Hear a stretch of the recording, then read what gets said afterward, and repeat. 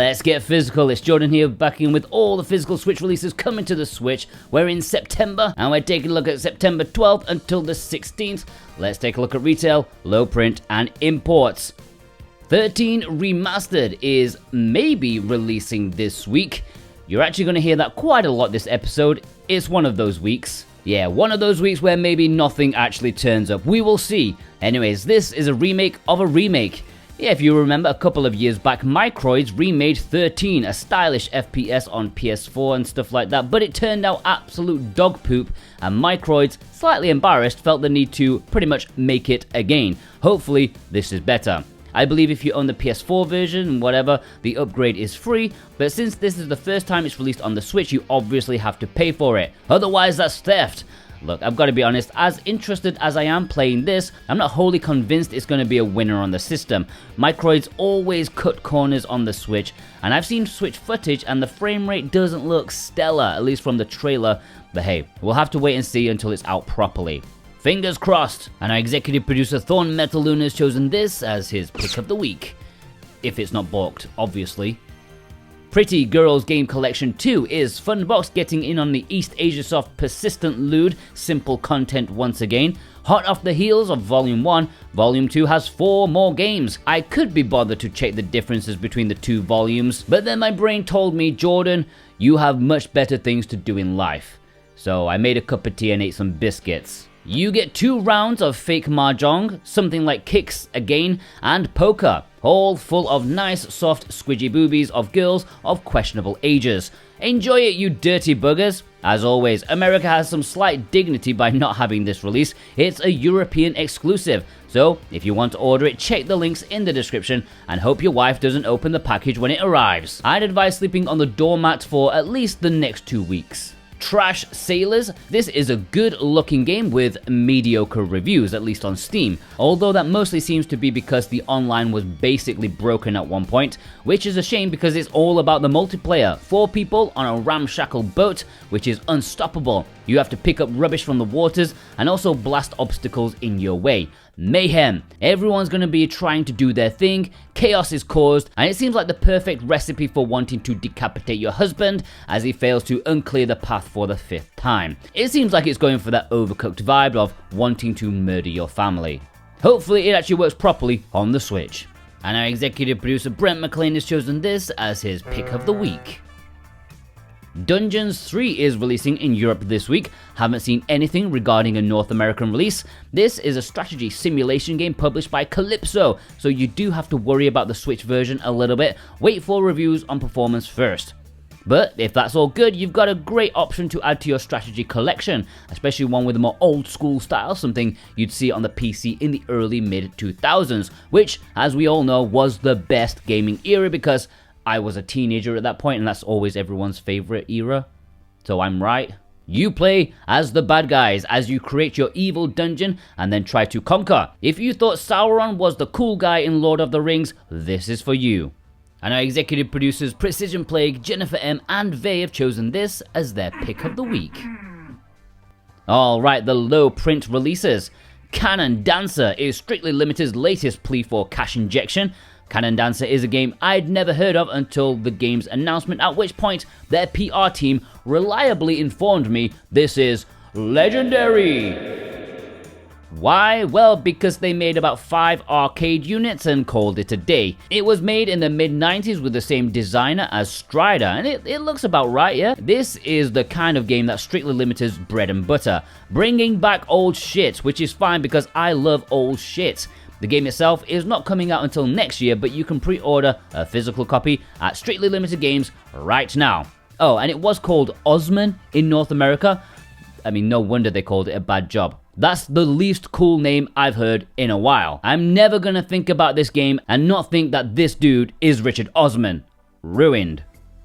Oh, and the trailer for this uses the same theme music as the intro for this video. I thought that was kind of funny. I guess they have good taste. And our executive producer Instacritic has chosen this as his pick of the week.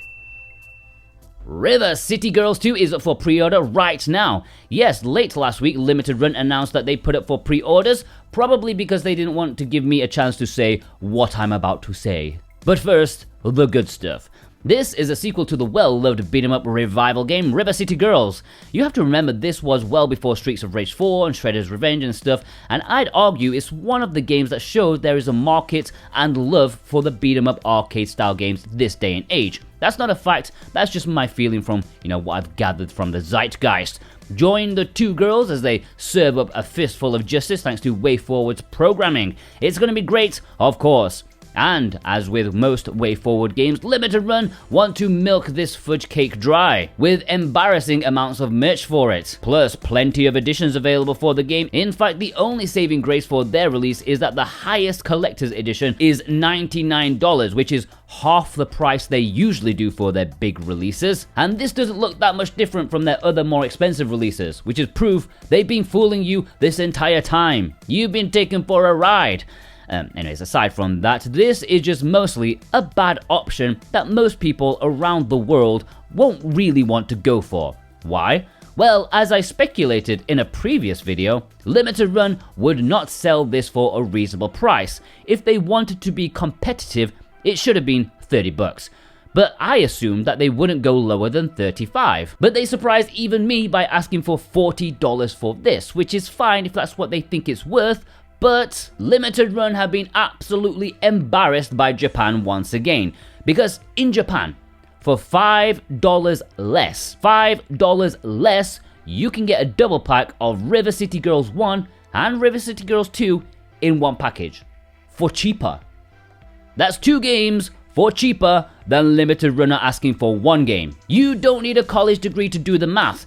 Of course, maybe take tax into account, but still, it is cheaper, especially if you take into account PlayAsia's free shipping, if you have other things you need to order, and of course our 5% discount. So yeah, it is your choice to make, but I'm not sure why you would choose Limited Run over Japan unless you only get ESRB games. Links are below in the description and pinned comment for the Japanese version. That is coming in December, which will also probably be earlier than Limited Runs, which is another thing about it. Check the link, buy it. You can also support us and get a discount with the code STEAMBOK. Free shipping over $100. And our executive producers Robotech, Viz, Issa, Cartoon Soren, and Elissa have chosen this as their pick of the week. Eldest Souls may have the most generic sounding name in all of the 2020s, but don't let that fool you into thinking it's a cheap mobile knockoff. You've seen those kind of games on the App Store where they take a famous series and they try to wrangle their own game into it in a poor desperation for cash. Dragon Fantasy, Final Quest, Harvest Valley, you've seen them all. Now we've got Eldest Souls, but actually this isn't a microtransaction filled nightmare. This is a proper game.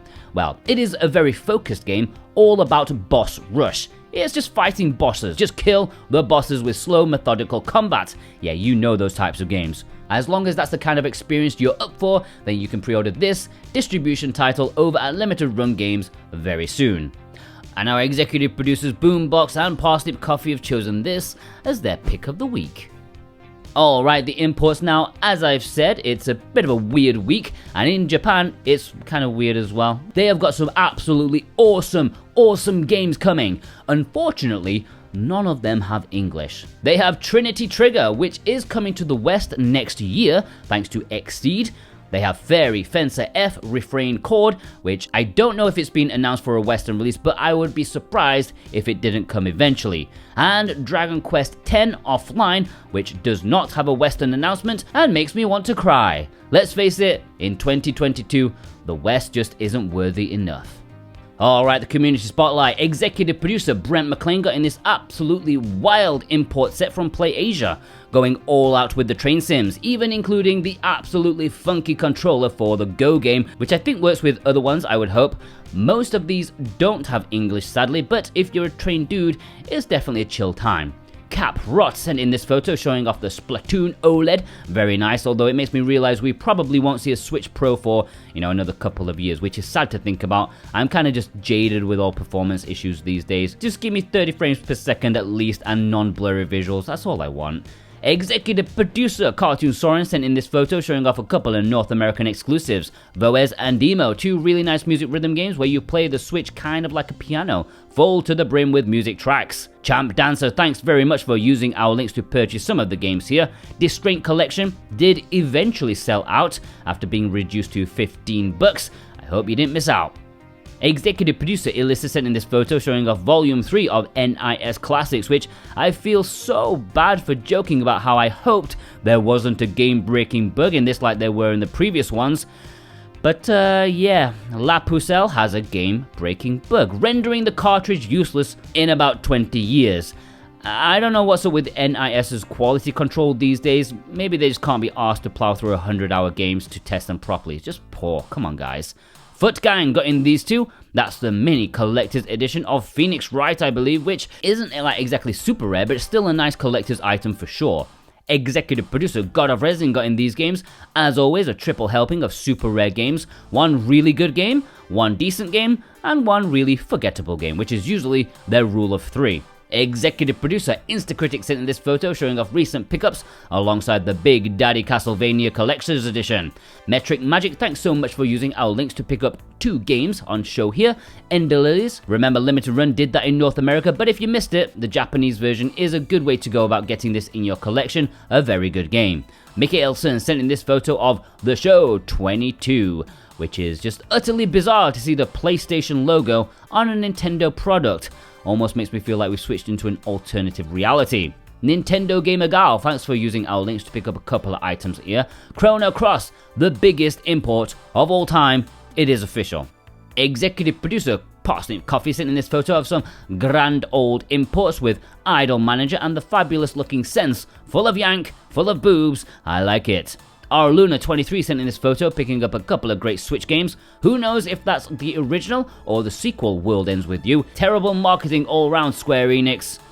Executive producer Robotech sent in this photo. Thanks as always for the support with our links with surviving the aftermath. I think it did eventually squeeze out in the West, but it was very, very subdued. Not sure why. Sega Girl Adventure sent in this photo showing off the Asian version of Sword Art Online. Now this was released in Europe, but not North America. Same with the other game that's out, and perhaps even the future game that's coming along, Licorice Adventure. I don't even remember what it's called, something licorice. Oh, I'm hungry. I don't know why Bandai don't like North America with Sword Art Online. Psych Villain, thanks so much for the donation. I can see you're getting in the River City Girls mood with both the Asian version and the limited run version. Switchback sent in this photo showing off KOTOR 1 alongside a couple of imports that want to be Castlevania. Enjoyed both of them, but definitely Overlord was the better of the two. Executive producer Thorn Metaluna sent in this photo showing off these games. Happy to have heard that Live Alive sold 500,000 units, which is a big success for that type of game this day and age. I hope they do Treasure Hunter G next. Trevor, thanks for using our links to pick up some of these games. Obviously PlayAsia don't sell NES games, certainly not Action 52, although it does have a big booby lady in it, so I'm not sure why they don't. Anyways, Switch, it seems they were making good use of the PlayAsia restocks, as everyone should be. Our man in Japan, Vei, executive producer, picked up this bunch of games, including the Card Perfect game, which actually has that box art, not the placeholder one I showed you, which is a shame because I liked that red quite a lot. It looked very regal, refined. World Funeral, thanks for using our links to pick up some of these games. That Train one is the one import that does have English, if you fancy getting your anorak on, as we all do from time to time. Also getting in the all-time classic Construction Sim 2 and 3. Yeah. Alright, let's have a roundup. JP. Pabs. Kel. Merciless Switch Collector. Vast Neon. Ashura G. Annibal. Max1216. Silverhouse. Mickey McFlynn. Park Ranger. Needless Dragon. Kayla. Burai Murian. Elundara, Aaron Peterson, Evil McLeod, Hudo, Sarah Baker,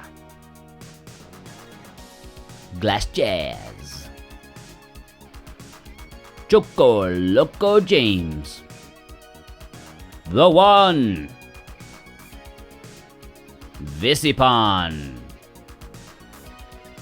Alright, please send me your pictures on Twitter at SoWhatAboutGame. You can DM me or tag me in a post and use the hashtag Let's Get Physical. We also have an email address, SwitchWatchSpotlight@gmail.com, and our Discord. The server link is in the description. You can put your pictures there in the submissions section. Please only send me one picture per week. Okay guys, I hope you enjoyed this rather sort of unknown episode of Let's Get Physical, because I'm not sure any of those retail releases are coming, except for the Schoolgirl one, because of course.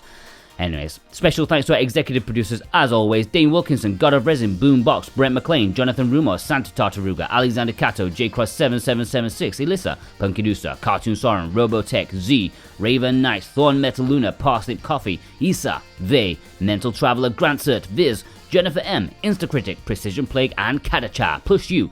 Yeah, you watching right now. If you watched all the way through, what a legend you are. If you did watch all the way through, please leave me a trash emoji or a sailor emoji if there is one, in honor of trash sailors, because why not? Please check out some of our other stuff. Please watch my Silent Hill retrospective. It came out at the weekend, and yeah, actually I'm recording this before I show people, so I have no idea if it did well or not. But go watch it. I think it's okay. It's not too bad. And I'm also now working on Skies of Arcadia. So yeah, go subscribe to A Bit More Jordan, and also head over to VM Paradise, because I had a lot of content over there past week or so. A review of Miracle Snack Shop, which is the PlayAsia exclusive physical release, and Digimon Survive is a bit belated, but why not? I wanted to cover it, so let's cover it. Go to A Bit More Jordan and VM Paradise, and of course subscribe here as well if you want to.